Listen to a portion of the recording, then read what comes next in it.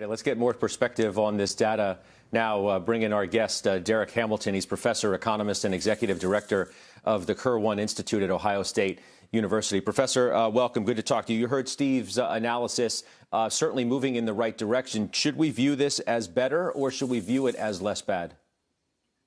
I think less bad. We probably don't want to be celebrating 1.2 million unemployed, but it obviously is an improvement compared to July.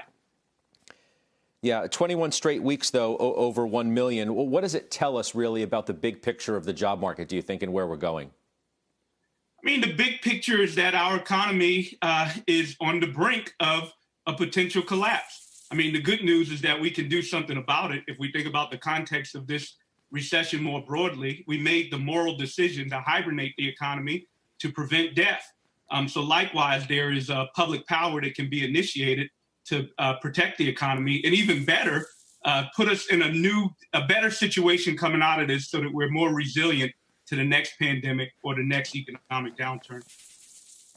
Yeah, well, one of the issues, though, is given what's happened with the pandemic, we don't have enough jobs right now to satisfy all of the people who may need to find work, do we?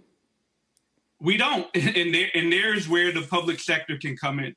The public sector can literally create jobs, but not just jobs as placeholders, but jobs to improve the infrastructure of our nation, to make us more resilient to any other public health catastrophe, to improve our schools. I mean, I could keep going, but there's a lot of work that can be done that, quite frankly, isn't being done.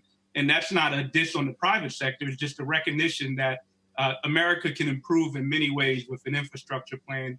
And why not now, when we need to put a lot of workers back to work?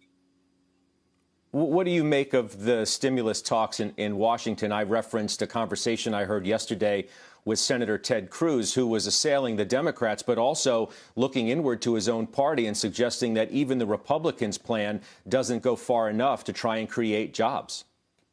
I mean, I agree. We can. The conversation around austerity is a silly one, given that austerity can drive us into a deep recession. That to me shouldn't be the conversation. The conversation should be, one, making sure that workers are protected, both in terms of their health and their livelihood.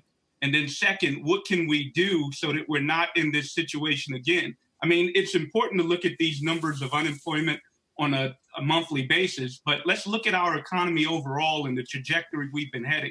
We've had productivity increases, but stagnant wages. So, what can we do so that we're coming out of this in a shared prosperity economy? And there's plenty of stuff we can do.